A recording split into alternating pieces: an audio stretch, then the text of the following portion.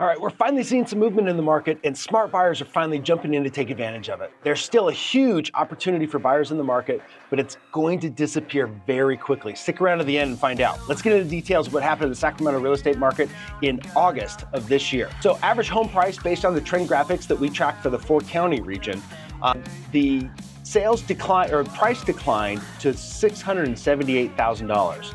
The active price was down about 1.5% to $800,000. You can see there's still a pretty big spread there. The average price per square foot in the region was down slightly to $341 compared to July and down just 2.3% from this same time last year. So relatively flat there. Number of homes sold in August was down to 1,576 homes. That's down 11% from July and down 11% also from this time last year.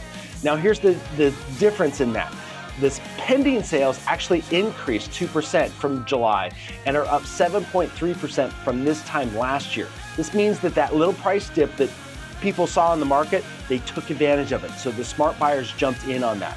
Days on market, up to about 44 days. This is up 3 days from July and up 33% from this time last year, but keep in mind last year we had really low inventory. This means that homes are selling 4% below their list price because we are seeing a sold to list price differential of about 96%. Now, inventory dropped slightly to 2.9 months. This is up 44% from the same time last year, but remember last year, again, we saw really low inventory.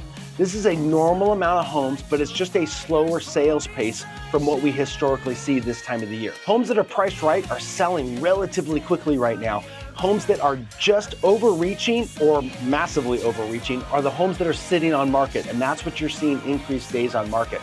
But homes that are priced right, you're seeing those still sell very quickly. Mortgage rates, they all hung around in the mid-sixes. There's a lot of talk about Fed dropping rates going into the end of the year, but if you're expecting 5.5% or lower anytime soon, you're gonna lose out on a lot of money on buying a new home right now. You know, we hear all the time that buyers are waiting for rates to drop and prices to drop.